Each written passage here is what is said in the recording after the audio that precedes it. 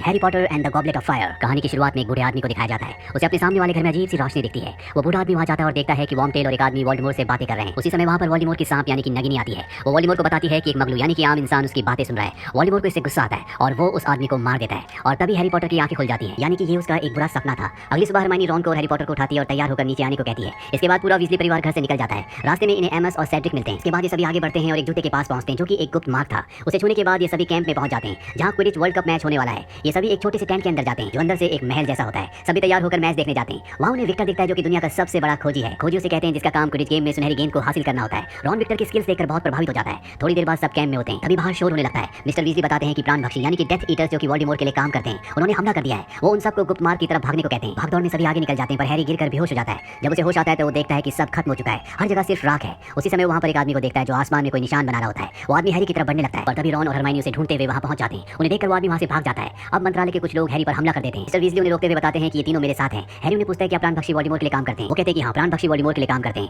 Harry Potter मंत्रालय के लोगों को बताता है कि उसने थोड़ी देर पहले यहाँ पर एक आदमी को देखा था। मंत्रालय के लोग उस आदमी को ढूंढने के लिए निकल जाते हैं। इसके बाद हैरी, रॉन और हरमाइनी ट्रेन से हॉगवर्ट्स के लिए निकलते हैं। हरमाइनी हैरी को अपने सपने और वर्ल्ड कप के हादसे के बारे में सीरियस ब्लैक को, जो कि हैरी के पिता का दोस्त है और हैरी का शुभचिंतक भी, उन्हें बताने को कहती है। हैरी एक लेटर अपने उल्लू के साथ सीरियस ब्लैक के लिए भेजता है। इसके बाद डंबलडोर हॉगवर्ट्स में सभी बच्चों का स्वागत करते हैं। इस बार हॉगवर्ट्स में दूसरे स्कूल के बच्चे भी आए हैं। हॉगवर्ट्स के सभी बच्चे और हेडमास्टर डंबलडोर उन सभी का स्वागत करते हैं। वहाँ प्रोफेसर मूडी भी आते हैं जो बच्चों को गुप्त कला से रक्षा सिखाएंगे। इसके बाद डंबलडोर बच्चों को जादू की त्रिकोणी परीक्षा के बारे में बताते हैं। वो सभी बच्चों को रूल्स बताते हैं। वो कहते हैं कि 17 साल से ऊपर के बच्चे इस कंपटीशन में हिस्सा ले सकते हैं। जिन बच्चों को कंपटीशन में हिस्सा लेना है वो अपने नाम को आग के प्याले में डाले। जिस बच्चे का नाम आग के प्याले में आएगा उसे कंपटीशन में हिस्सा लेना ही होगा, फिर वो पीछे नहीं हट सकता। अब अगले दिन प्रोफेसर मूडी बच्चों को श्राप सिखाते हैं। वो इन्हें बुरे श्राप सिखाते हैं जिसे करने पर इन्हें एज़्काबान जेल भेज दिया जाएगा। पहला सम्मोहन श्राप, जिसे करने से किसी को भी वश में किया जा सकता है। दूसरा पीड़िकृत, इस श्राप का इस्तेमाल करने से सामने वाले को बहुत तकलीफ होती है। तीसरा मृत्युदायिनी, इस श्राप से किसी की भी मृत्यु हो सकती है। मूडी बताता है कि वोल्डेमॉर्ट ने इस श्राप को कई लोगों को मारने के लिए इस्तेमाल किया है। इससे सिर्फ एक ही इंसान बच पाया है और वो है हैरी पॉटर। थोड़ी देर बाद 17 साल के ऊपर वाले बच्चे आग के प्याले में अपना नाम डालते हैं। दूसरे स्कूल के बच्चों में से क्रूम और मिस डेलिक्वर सेलेक्ट होते हैं। हॉगवर्ट्स से सेड्रिक को चुना जाता है। तभी आग के प्याले में से एक और नाम निकलता है और वो नाम होता है हैरी पॉटर का। ये देखकर सभी हैरान हो जाते हैं क्योंकि हैरी पॉटर 17 साल से कम है। सभी को लगता है हैरी ने चीटिंग की है, पर अब आग के प्याले से हैरी पॉटर का नाम आया था, इसीलिए उसे कंपटीशन में हिस्सा लेना ही होगा। इस बात पर रॉन वीजली हैरी पॉटर से नाराज हो जाता है। हैरी से समझाता है कि उसने अपना नाम आग के प्याले में नहीं डाला था, पर रॉन उसकी बात नहीं मानता।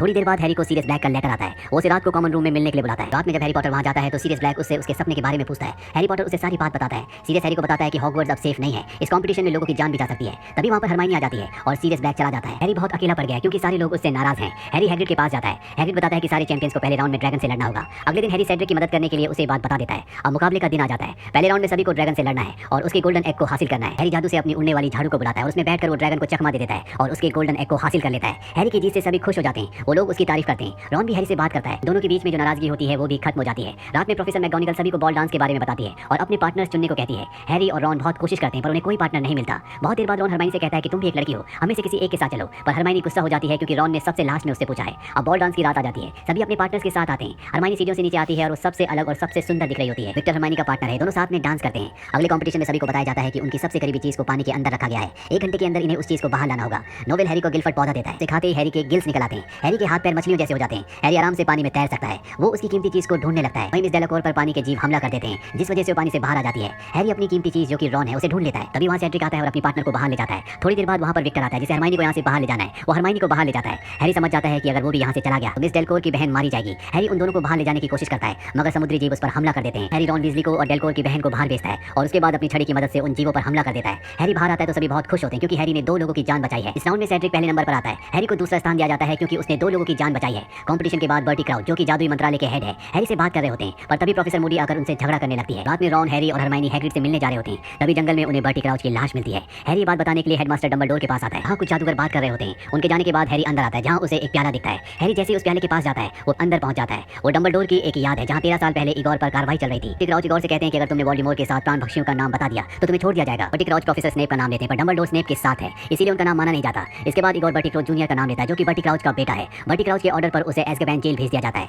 अब अगले दिन कंपटीशन का लास्ट स्टेज शुरू हो जाता है। हेडमास्टर डंबलडोर बताते हैं कि प्रोफेसर मूडी ने ट्रॉफी को अंदर कहीं छुपा दिया है। सभी को ट्रॉफी ढूंढना है। जो सबसे पहले वो ढूंढ लेगा वही कंपटीशन जीत जाएगा। डंबलडोर सभी खिलाड़ियों से कहते हैं कि ये कंपटीशन बहुत खतरनाक है। अगर आप लोगों को हार मान के बाहर आना है तो छड़ी से रेड लाइट निकालना। अंदर जाने के बाद हैरी को चिल्लाने की आवाज आती है। वहाँ विक्टर क्रूम को देखता है। विक्टर की आंखें देखकर हैरी समझ जाता है कि उसे किसी ने वश में किया है। थोड़ा आगे जाने के बाद हैरी देखता है कि मिस डेलकोर बेहोश पड़ी है और झाड़ियां उनकी जान ले रही है। हैरी उसे बचाने के लिए छड़ी से रेड लाइट निकालता है और वहां से चला जाता है। अब आगे सेड्रिक और विक्टर की लड़ाई हो जाती है। सेड्रिक विक्टर को बेहोश कर देता है। तभी हैरी उसे बताता है कि उसे किसी ने वश में कर लिया है। हैरी और सेड्रिक उसे वहीं छोड़कर आगे बढ़ते हैं। आगे जाने पर दोनों को ट्रॉफी दिखती है। वो दोनों उसे हासिल करने के लिए भागते हैं पर पेड़ की जड़ उन पर हमला कर देती है। हैरी किसी तरह से उससे बच जाता है पर सेड्रिक को वो जकड़ लेती है। हैरी की एक तरफ ट्रॉफी और दूसरी तरफ सेड्रिक। सेड्रिक। हैरी सेड्रिक को चुनता है और जादू से उसे आजाद करवा देता है। ये दोनों तय करते हैं कि ये दोनों एक साथ कप को छुएंगे। जैसे ये दोनों कप को छूते हैं वो एक कब्रिस्तान में पहुंच जाते हैं। हैरी समझ जाता है कि उन्हें जानबूझकर यहाँ लाया गया है। अचानक उसके फोरहेड में जो घाव का निशान होता है जो वोल्डेमॉर्ट ने दिया था उसमें दर्द होना शुरू हो जाता है। हैरी सेड्रिक को तुरंत कप के पास जाने को कहता है। इसी समय वॉर्मटेल, जिसे हैरी ने इस कहानी की शुरुआत में अपने सपने में देखा था, जो वोल्डेमॉर्ट का साथी है, वो वोल्डेमॉर्ट को लेकर वहां पर आ जाता है। सेड्रिक उसे रोकने की कोशिश करता है पर वॉर्मटेल किलिंग कर्स से उसे मार देता है और हैरी को एक पुतले से बांध देता है।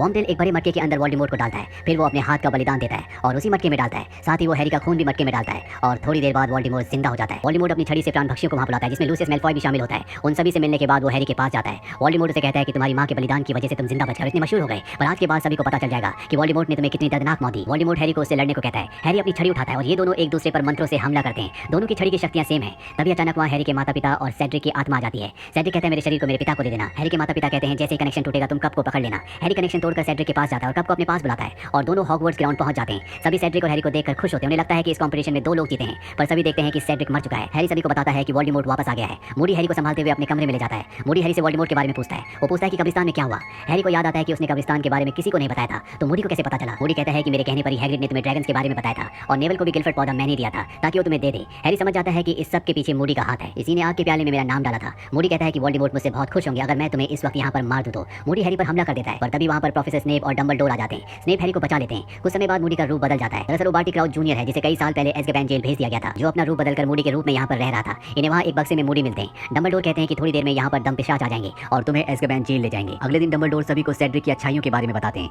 वो कहते हैं कि मंत्रालय नहीं चाहता कि मैं तुम्हें ये बात बताऊं, मगर सेड्रिक को वोल्डेमॉर्ट ने मारा है। कुछ देर बाद दूसरे स्कूल के बच्चे सभी से अलविदा कहकर यहाँ से चले जाते हैं। हैरी पॉटर, रॉन वीजली और हरमाइनी भी एक दूसरे को हर हफ्ते चिट्ठी लिखने का वादा करते हैं, यानी कि हॉगवर्ट्स का ये साल भी खत्म